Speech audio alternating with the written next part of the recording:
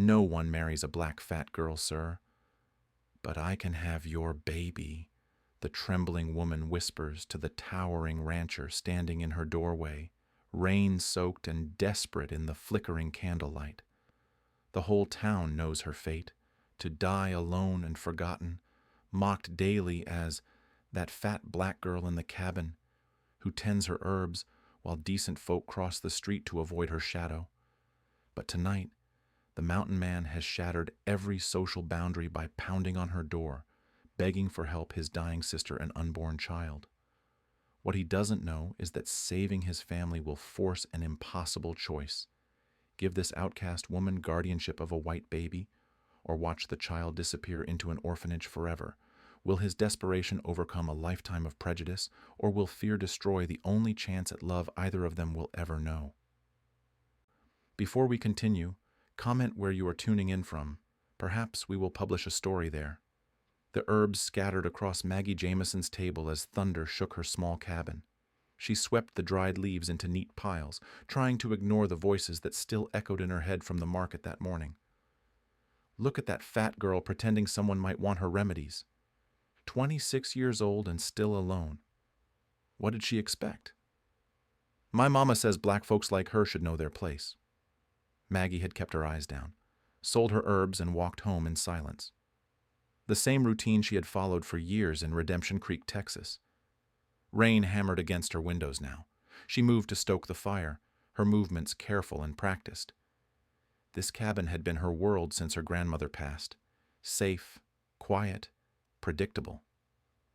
A fist pounded against her door. Maggie froze. Nobody visited her cabin, especially not at night during a storm. The pounding came again, more desperate. Please, I need help. The voice belonged to a man, a white man, judging by the accent. Maggie's hand hovered over the door latch. Opening it would mean trouble. It always did. My sister is dying. The baby won't come. Maggie's breath caught. She recognized that voice now. Silas Montgomery, the rancher who lived up in the hills. A man who had never spoken to her, never acknowledged her existence in town. Please, there's no one else. Her grandmother's voice whispered in her memory. Never turn away from someone in need, child. That's not our way. Maggie opened the door. Silas Montgomery stood on her threshold, soaked to the bone. His hat dripped water onto her floor. His eyes held the wild desperation of a man watching death approach. You're the herb woman, he said. People say you know about birthing. The doctor, gone to Austin, won't be back for days. His voice cracked. She's been laboring since dawn. Something's wrong. Maggie looked past him to his horse, stamping nervously in the storm. This was madness. A black woman entering a white man's home to deliver a baby. The town would never forgive either of them. But somewhere in the darkness, a woman was dying. I'll get my supplies. The ride to Silas's ranch passed in a blur of rain and pounding hooves. Maggie clutched her herb bag, mind racing through everything her grandmother had taught her about difficult births. The ranch house glowed with lamplight. Silas led her inside without ceremony. No time for proprieties now. Sarah Montgomery lay on a bed in the back room, her face gray with exhaustion. She couldn't have been more than 20. Her swollen belly rose and fell with each labored breath. Maggie moved to her side, gentle hands checking for fever, feeling the position of the baby. Years of learning flooded back, her grandmother's steady voice guiding her. The baby's turned wrong, Maggie said quietly. I need to help it find its way. For the next 3 hours, Maggie worked with steady hands and whispered prayers. She brewed teas to ease the pain, used techniques passed down through generations of women who had brought life into the world with nothing but skill and determination. Sarah gripped her hand during the worst contractions. Color didn't matter in this room, only the ancient dance between life and death. Finally, as dawn broke through the storm clouds, a baby's cry pierced the air. A girl, Maggie said, placing the tiny bundle in Sarah's arms. Sarah's face glowed with exhaustion and joy. She looked down at her daughter with wonder. Then her expression changed. The light began to fade from her eyes. "The bleeding," Maggie whispered, seeing what Silas couldn't. Sarah's grip tightened on Maggie's wrist. Her voice came out as a whisper. "Promise me something." Maggie leaned closer. "Don't let them take her to the orphanage. She deserves better than that. Your brother will care for her." Sarah shook her head weakly. "Silas doesn't know about babies. He's a good man, but he needs help." Her eyes fixed on Maggie's face. "I see kindness in you, real kindness." Within minutes, Sarah Montgomery was gone. Silas stood frozen, holding his niece while staring at his sister's still form.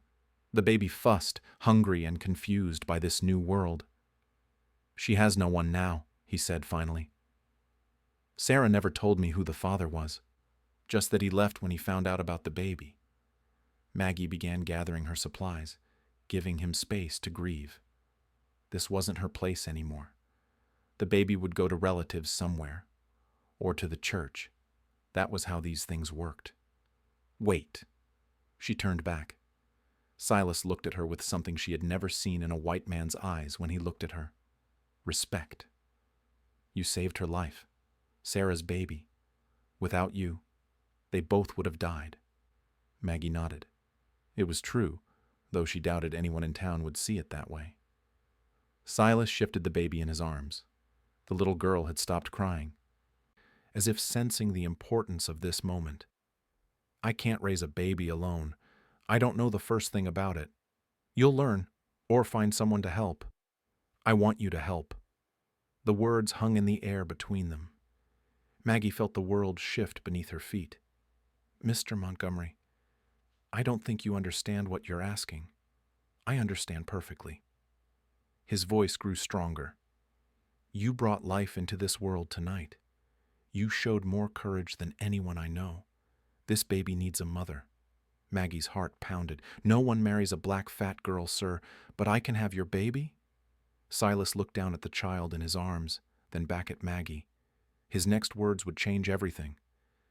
"This isn't about marriage or having babies. This is about giving this child the love and wisdom I see in your heart." "Will you be her mother?" Maggie stared at the baby in Silas's arms. "Clara." Sarah had whispered the name just before she died. The child's tiny fingers curled around the blanket, innocent of the storm her existence would create. "You're asking me to raise a white child. I'm asking you to raise Sarah's daughter." The distinction mattered. Maggie knew it. Silas knew it. But the rest of Redemption Creek would see only scandal. "The town will destroy us both." Silas shifted Clara to his shoulder. The baby settled against him, trusting. Let them try.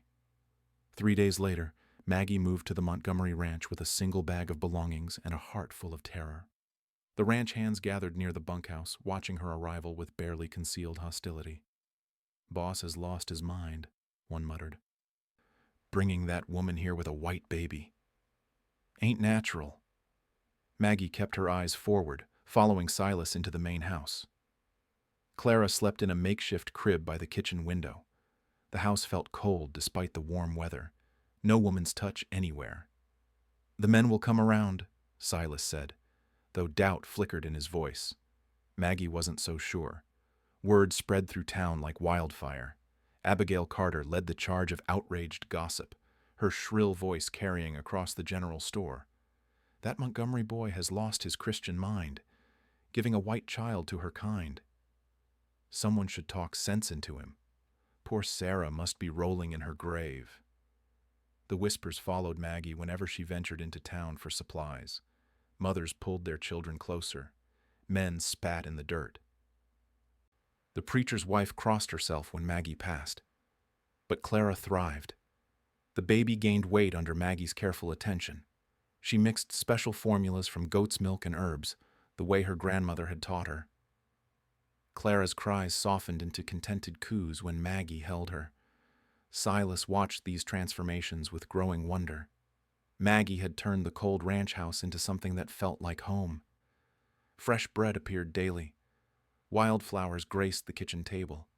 The baby's laughter echoed through rooms that had known only silence.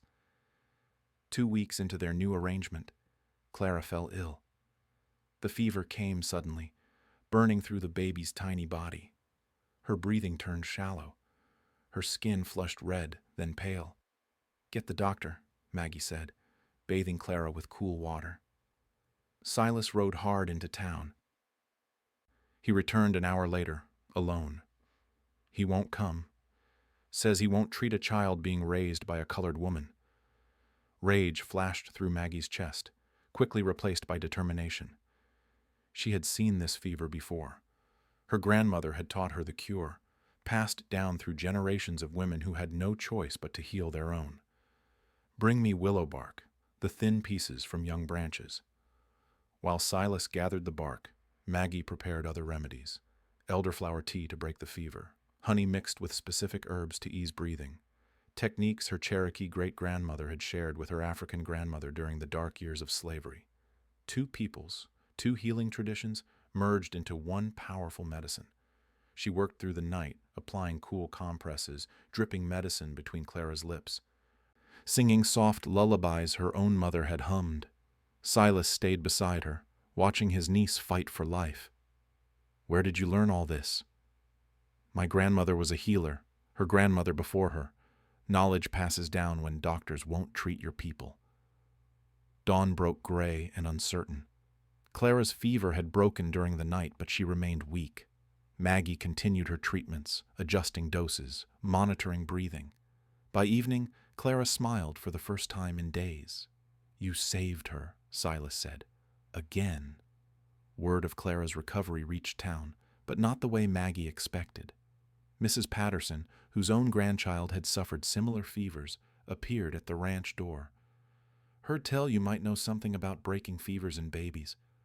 Maggie hesitated. Helping white families could bring more trouble. "My grandson's been sick 3 days. Doctor's treatments aren't working." Silas stepped beside Maggie. "She'll help." Within a week, Maggie had treated 4 sick children in the area. Word spread quietly among the mothers. The herb woman at Montgomery's ranch knew things the doctor didn't. Not everyone approved. Abigail Carter rallied the church women against seeking help from someone they deemed inappropriate. But desperate mothers cared less about propriety than results. The ranch hands noticed the change, too. Maggie's presence brought visitors, respect, even curiosity. Some began nodding when she passed. A few removed their hats.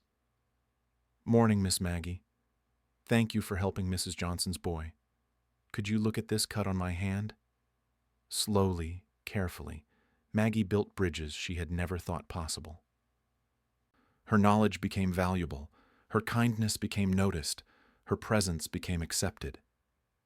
Clara grew stronger each day, reaching for Maggie's face, babbling happily when held. The baby knew no prejudice, only love. She saw Maggie as simply Mama, the woman who fed her, comforted her, sang to her. Silas found himself watching these interactions with something deeper than gratitude. Maggie transformed everything she touched: the house, the baby, even the hardened ranch hands. Her quiet strength impressed him daily. "You're remarkable," he told her one evening as she rocked Clara to sleep. Maggie looked up, surprised. "I'm just doing what needs doing." "That's what makes you remarkable." For the first time in her life, Maggie began to believe she might deserve happiness. Clara's laughter filled the house. The community slowly accepted her skills. Silas treated her as an equal partner. Then a letter arrived from back east. Emily Sinclair was coming home. The letter sat on Silas's desk for 3 days before he showed it to Maggie. Emily's elegant handwriting promised arrival within the month. She had finished her studies back east and was ready to resume their courtship. Maggie read the letter twice, her face carefully neutral. Clara babbled in her arms, oblivious to the storm gathering on the horizon. "You never told me about her." "There was nothing to tell. We were young. She left for school. I thought it was over." Maggie handed back the letter. "She clearly thinks otherwise." The weeks that followed took on a bittersweet quality. Maggie threw herself into caring for Clara and managing the household. The baby had begun crawling, pulling herself across the wooden floors with determined squeals. She reached for Maggie first when she woke, cried when Maggie left her sight. Silas found excuses to stay close to the house. He helped with evening chores, washing dishes beside Maggie in companionable silence. Their hands would brush reaching for the same plate. Their eyes would meet across Clara's crib during late-night feedings. Neither spoke of what was growing between them. The drought arrived with July's heat. Wells ran dry across the valley. Cattle gathered listlessly around shrinking water holes. Crops withered in fields that had been green just weeks before. Desperate farmers appeared at the Montgomery ranch, seeking Silas's advice. Instead, they found themselves talking to Maggie. "Water runs deep under that ridge," she told old Pete Hansen, pointing toward his northern boundary. "My grandfather taught me to read the signs." "What signs?" Maggie walked Hansen's property, reading the landscape the way her grandfather had taught her. He had been a freed slave who somehow acquired land and made it prosper. His knowledge had kept their family fed when others starved. "See how the grass grows greener in that line? Underground stream. Dig there." Hansen found water at 12 feet. Word spread quickly. The black woman at Montgomery's place could find water where others saw only dust. Families arrived daily, desperate for help. Maggie never turned anyone away. She also knew about soil, which crops could survive drought, how to rotate fields for better yields.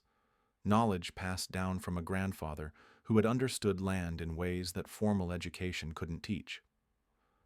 "Where did you learn all this?" asked Martha Stevens, whose farm bordered the Montgomery ranch. "My people, they had to make things grow or starve." The community began seeking Maggie's advice on more than just water and crops. Young mothers brought questions about child rearing. Wives asked about herb gardens. Even some of the men began consulting her about livestock remedies. Abigail Carter watched these developments with growing alarm. The natural order was shifting. People were forgetting their proper places. "It's not right," she declared at the church social. "Decent folks shouldn't be taking advice from her kind." But desperate times made people practical. Maggie's advice worked. Crops grew. Wells produced water. Sick animals recovered. Clara celebrated her first birthday in August. Maggie baked a small cake, and the ranch hands gathered awkwardly in the kitchen to sing. The baby clapped her hands and smeared frosting across her face. "First word better be Mama," said Tom, the oldest ranch hand. "All the work Miss Maggie puts in." Clara looked up at Maggie and said clearly, "Mama."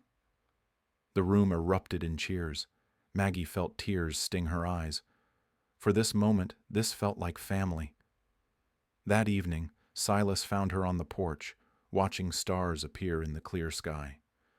"Happy?" "Scared," Maggie admitted. "This feels too good to last." Silas sat beside her, careful to maintain proper distance. "It doesn't have to end. Emily's coming. Emily can come and go as she pleases. This is my home. Our home." The word "our" hung between them, full of possibilities neither dared voice. September brought cooler temperatures and better moods. The drought had broken with late summer rains. Maggie's advice had saved crops across the valley. Even former critics grudgingly admitted her worth. Clara took her first wobbly steps between Maggie and Silas, both parents reaching out with eager hands. The baby laughed with pure joy, stumbling from one embrace to another. "Look at her go," Silas marveled. "She knows she's safe," Maggie said. Children always know. That night, after Clara was asleep, Silas lingered in the kitchen longer than usual. He dried dishes while Maggie washed. Their movements synchronized after months of shared routine. "Maggie." She looked up, hands still in soapy water. "I need you to know something. Before Emily arrives." Her heart hammered against her ribs. "This arrangement we have. It started as necessity. But it's become something else. Has it?" "You know it has." The admission hung in the air between them. Maggie felt the familiar war between hope and fear. "Emily's beautiful, educated, everything a man like you should want." "She's not you." The simple words carried more weight than poetry. Maggie searched his face, seeing truth in his eyes. The town will never accept us, not the way you mean. The town's already accepted you more than you realize. Before Maggie could respond, Clara's cry echoed from the bedroom. The moment broke as both moved toward their daughter, but something had shifted between them. Acknowledged. Named. 2 days later, Emily Sinclair's carriage rolled up the ranch road, dust swirling behind pristine wheels. She emerged like something from a magazine, all silk and perfect curls. Maggie watched from the kitchen window, Clara in her arms. The baby sensed tension and fussed restlessly. Emily's laugh carried across the yard, bright and musical.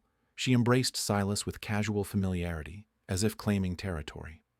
The war for their future had begun. Emily Sinclair swept into the Montgomery ranch house like she owned it. Her traveling dress cost more than most families earned in a year. Diamond earrings caught the lamplight as she surveyed her surroundings with barely concealed distaste. "Oh, Silas, what have you done to this place?" She wrinkled her nose at the wildflowers on the kitchen table. Her eyes lingered on Clara's toys scattered across the floor. When her gaze finally landed on Maggie, her expression froze. "I see the rumors were true." Maggie stood straighter, Clara balanced on her hip. The baby stared at the stranger with wide eyes, sensing tension. "Miss Sinclair, this is Maggie Jameson. She's been helping with Clara." "How charitable of you." Emily's smile could have cut glass. "Though I'm here now. We won't need outside help anymore." The dismissal hit like a slap. Maggie felt Clara's small hand grip her dress tighter. "Emily, perhaps we should discuss this privately." "Of course, darling." Emily linked her arm through Silas's possessively. "We have so much to catch up on." That evening, Emily held court in the parlor, regaling Silas with tales of Boston society. Her laugh rang through the house while Maggie fed Clara in the kitchen. Every sound felt like a claim being staked. The next morning, Emily appeared at breakfast in a pristine white dress that made Maggie's simple brown frock look shabby. She accepted coffee with gracious thanks, then began her campaign. "Silas, darling, we must discuss Clara's future. A child needs proper guidance. She's getting excellent care. From someone with no education, no proper breeding?" Emily's voice dripped false concern. "The poor dear deserves better." Maggie continued feeding Clara, pretending not to hear, but the baby fussed, rejecting her food. Even Clara felt the poisonous atmosphere. Emily's assault intensified over the following days. She made pointed comments about proper households. She arranged visits from the most influential ladies in town, letting them see the scandalous arrangement firsthand. "Imagine raising a white child in such circumstances," she murmured to Mrs. Patterson during tea. "Actually, Maggie saved my grandson's life," Mrs. Patterson replied coolly. "I have nothing but respect for her." Emily's smile faltered momentarily. She hadn't expected resistance. But Abigail Carter proved a willing ally. The two women spent hours plotting in the church parlor, their voices carrying schemes wrapped in righteousness. "Something must be done about that situation," Abigail declared. "It's not Christian." "Exactly what I've been thinking," Emily agreed. "Poor Silas needs guidance back to proper behavior." They enlisted Pastor Williams, a weak man who bent easily to strong opinions. Soon, sermons began featuring pointed references to maintaining proper order, biblical warnings about strange arrangements corrupting innocent children. The pressure mounted daily. Former friends of Silas began expressing concerns. Business associates questioned his judgment. Even some ranch hands grew nervous about their employment prospects. "Boss, maybe you should think about what Miss Emily's saying," suggested Tom hesitantly. Silas's jaw tightened. "I'll think about what's best for Clara. Nothing else matters." But doubt crept in during sleepless nights. Emily represented respectability, social acceptance, a future without constant judgment, everything he'd been raised to value. Meanwhile, Maggie watched her fragile happiness crumble. Emily's presence poisoned every interaction. Clara became clingy and fretful, sensing the adult's tension. The easy warmth that had grown between Maggie and Silas cooled under scrutiny. Perhaps it would be better if I left, Maggie suggested one evening after a particularly tense dinner. No. Silas's response came too quickly, too sharp. Emily observed their exchange with calculating eyes. She was learning which wounds to probe. The breaking point came during Sunday service. Pastor Williams delivered a sermon about protecting innocent children from corrupting influences. His eyes found Maggie repeatedly during pointed passages. After church, Emily made her move. She approached the most influential families with tears in her eyes. I'm so worried about little Clara, living in such an unnatural situation. Surely something can be done legally. Judge Morrison, an old family friend, patted her hand sympathetically. These arrangements can be challenged, my dear, especially when the child's welfare is at stake. The threat became real that afternoon when Sheriff Coleman arrived at the ranch with papers. A formal complaint had been filed questioning Clara's custody arrangements. Nothing personal, Silas, but the judge wants to review the situation. Make sure everything's proper. Maggie felt the world tilt beneath her feet. Clara napped peacefully upstairs, unaware that strangers were deciding her fate. On what grounds? Silas demanded. Concerns about proper child-rearing, moral influence, the usual things. Emily appeared in the doorway, her face a mask of concerned innocence. I only want what's best for Sarah's daughter. That evening, the house felt like a tomb. Clara fussed through dinner, picking up on the adults' distress. Maggie could barely swallow her food. They can't take her, Silas said finally. They can try. Emily's voice carried quiet satisfaction. Unless proper arrangements are made. The ultimatum hung unspoken in the air. Marry Emily, remove Maggie, or lose Clara forever. Maggie excused herself early, claiming exhaustion. She packed her few belongings by lamplight while Clara slept. Better to leave voluntarily than be dragged away by legal force. She was folding her last dress when footsteps creaked in the hallway. Not Silas's heavy tread. Emily. Smart woman, Emily said from the doorway, saving everyone the embarrassment of a public removal. This isn't about embarrassment. It's about what's best for Clara. Exactly, and what's best is a proper family, a real mother. Maggie's hands stilled on her packing. You don't love that child. I'll learn to. Emily's mask slipped slightly, revealing cold ambition beneath. Love is less important than legitimacy. Is it? Clara doesn't think so. As if summoned by her name, Clara woke with frightened cries. Maggie moved toward the crib instinctively, but Emily blocked her path. I'll handle this. Time to start as we mean to continue. Emily approached the crying baby with obvious reluctance. Clara's wails intensified at the unfamiliar touch. Her small arms reached desperately toward Maggie. Shh, child. You'll adjust.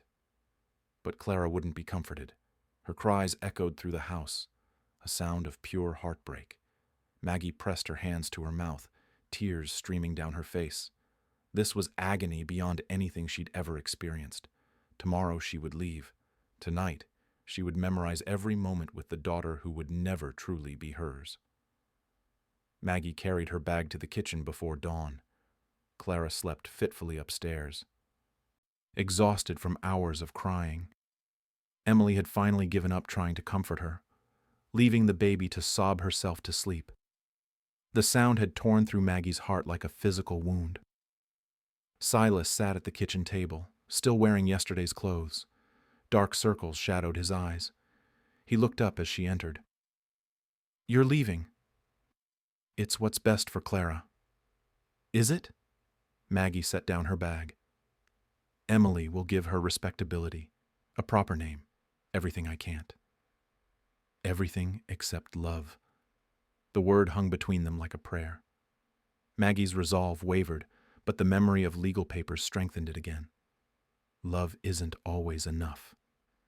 Before Silas could respond, horses approached outside, too early for normal visitors.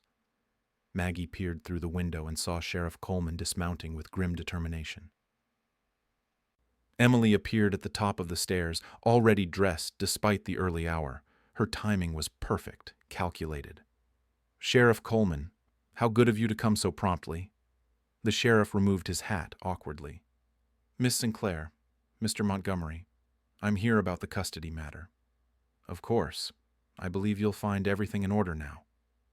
Emily gestured toward Maggie's bag with theatrical sadness. Poor dear has realized this arrangement isn't sustainable.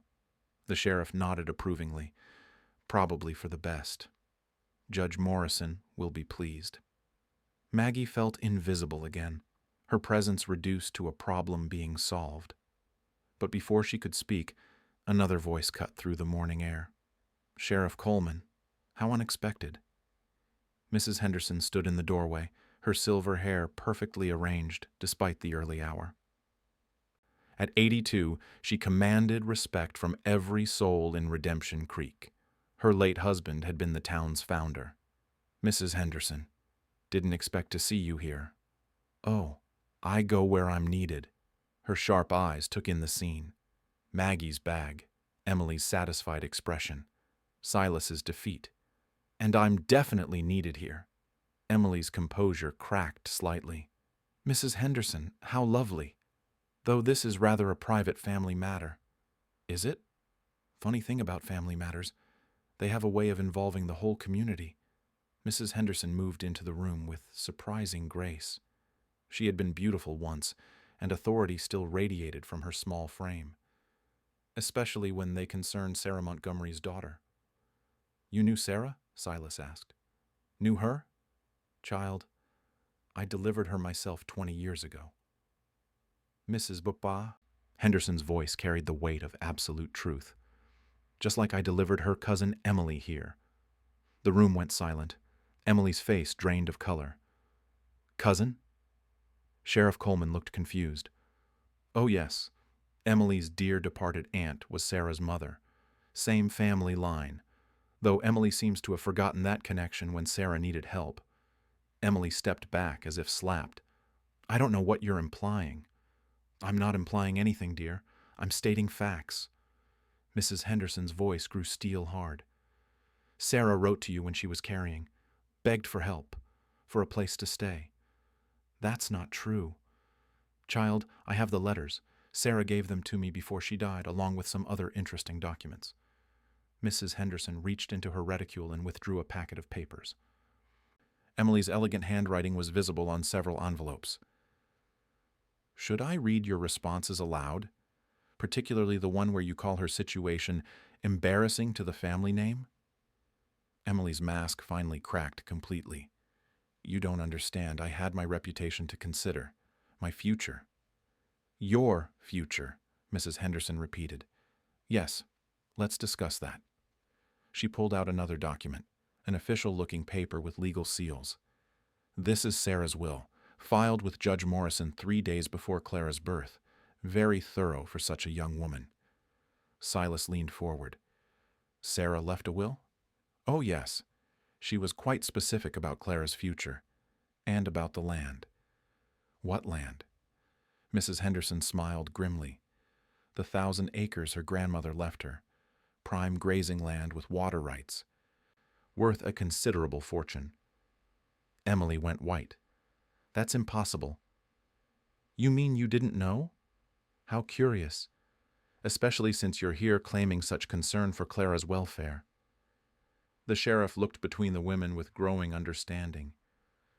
Are you saying Miss Sinclair knew about an inheritance? I'm saying a lot of things. Mrs. Henderson unfolded another paper. Like how Sarah specifically requested that Clara be raised by someone who would love her, not someone seeking financial gain.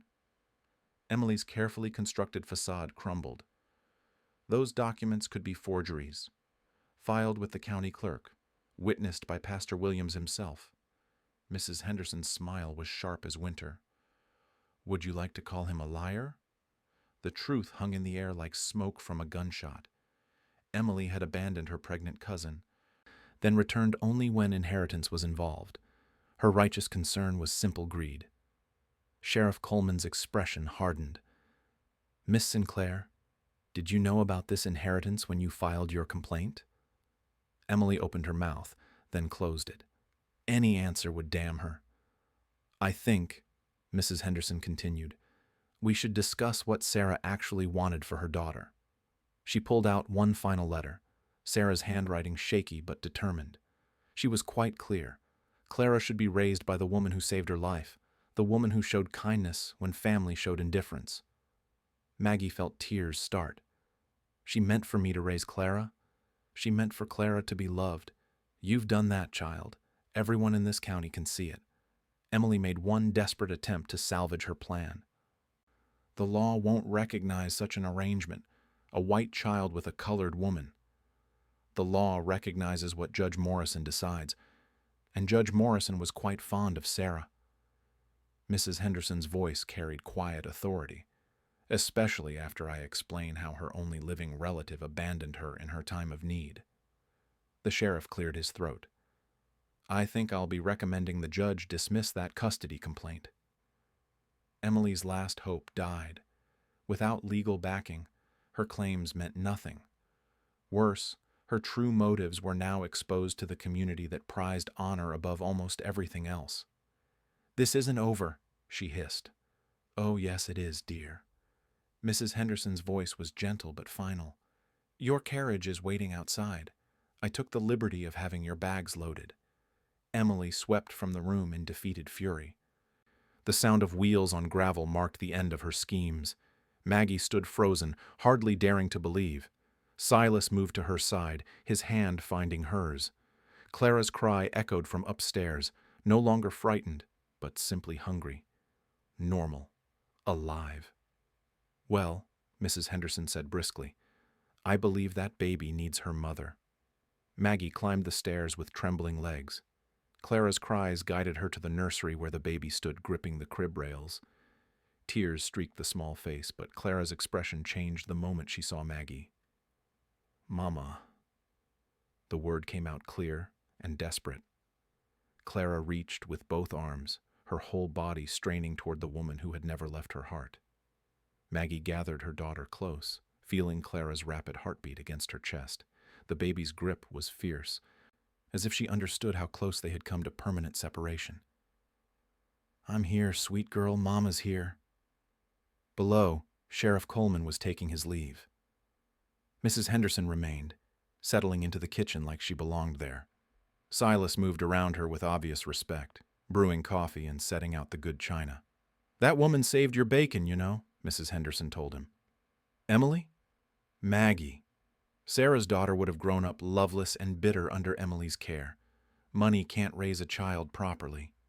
When Maggie returned with Clara, the baby immediately began babbling and reaching for Silas.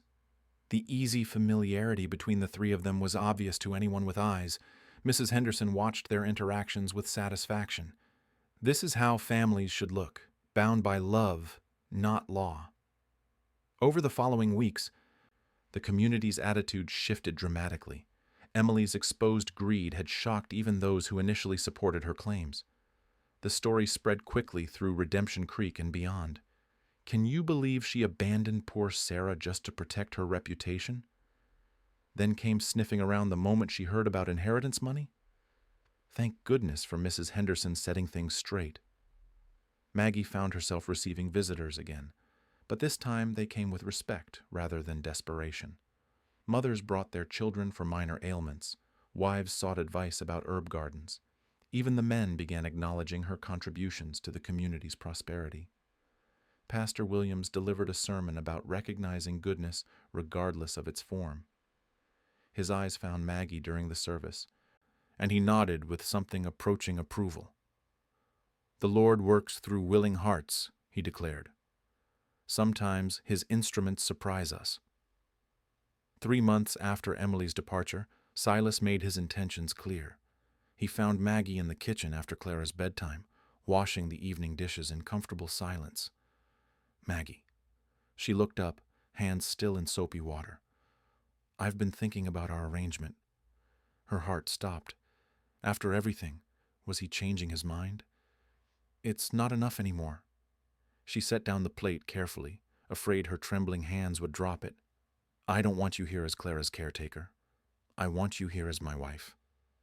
The proposal hung between them like morning mist. Beautiful but fragile. Silas, People will always talk. They'll say you married beneath yourself. Let them talk. I'd rather marry above myself. He reached for her hands, wet and wrinkled from dishwater. To him, they were the most beautiful hands in the world. They had delivered Clara, saved her life repeatedly, turned his house into a home. You don't have to answer now, but I need you to know. This isn't about convenience anymore. It's about love. Maggie searched his face for doubt, for the social conditioning that ran deep in men raised with privilege. She found only sincerity. Are you sure? I've never been more sure of anything. Their wedding took place on a crisp October morning. Mrs. Henderson insisted on hosting the ceremony in her garden, the largest and most respectable venue in town. Her endorsement gave the occasion legitimacy that no gossip could challenge.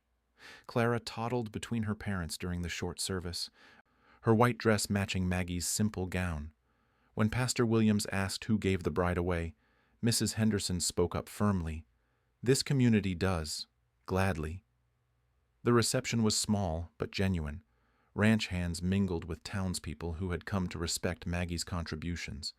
Children she had healed played in the garden while their mothers shared stories of her kindness. Tom, the oldest ranch hand, raised his glass.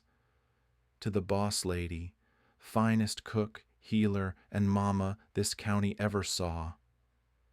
The toast was echoed throughout the garden. Even former critics nodded approval.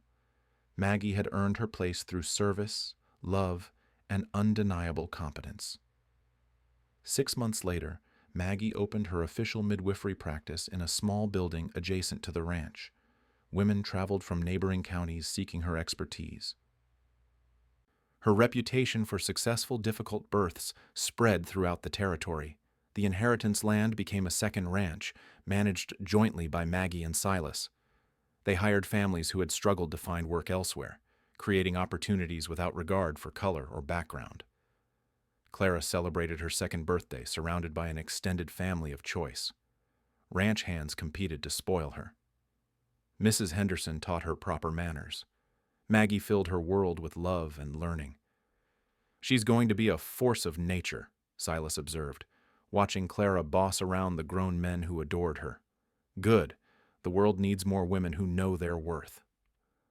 One evening, Maggie sat at her writing desk composing a letter to a young woman in Austin who had written seeking advice about an impossible situation. The girl was being mocked for her appearance and background, convinced she would never find love or acceptance. Maggie wrote carefully, sharing the truth she had learned through pain and triumph.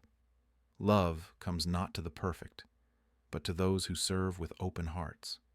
Acceptance follows authentic contribution to community.